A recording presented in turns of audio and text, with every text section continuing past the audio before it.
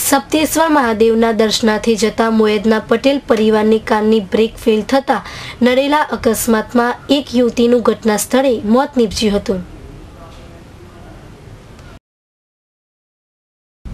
પ્રાંતિજ તાલુકાના મોયદ ગામનો પટેલ પરિવાર કોઈ ધાર્મિક પ્રસંગે કાર નંબર GJ18AH 6270 દ્વારા સપ્તેશ્વર મહાદેવ દર્શનાર્થે જઈ રહ્યા હતા ત્યારે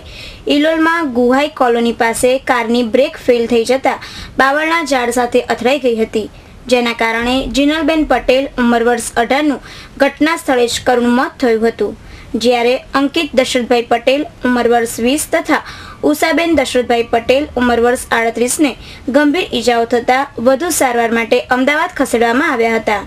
જ્યારે મેહુલ રાજભાઈ પટેલ ઉંમર વર્ષ 21, ઈલાબેન રાજભાઈ પટેલ ઉંમર વર્ષ 35, ફોરમ પટેલ ઉંમર વર્ષ 8 અને ઈશાન રાજભાઈ પટેલ ઉંમર વર્ષ 12ને વધતા ઓછી ઈજાઓ થતા હિંમતનગર સિવિલ હોસ્પિટલમાં સારવાર માટે દાખલ કરવામાં આવ્યા હતા।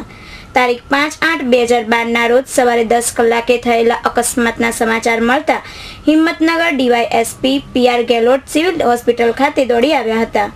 અને ઈજાગ્રસ્તોની ખબર અંતર પૂછી હતી। સિવિલ સર્જન તથા ડોક્ટર પરીખના માર્ગદર્શન હેઠળ ઘાયલોની સારવાર કરવામાં આવી રહી હતી। હિંમતનગરના પ્રતિનિધિ સુરેશ થોરી સાથે અર્ચના નાયક, સિટી ન્યૂઝ હિંમતનગર।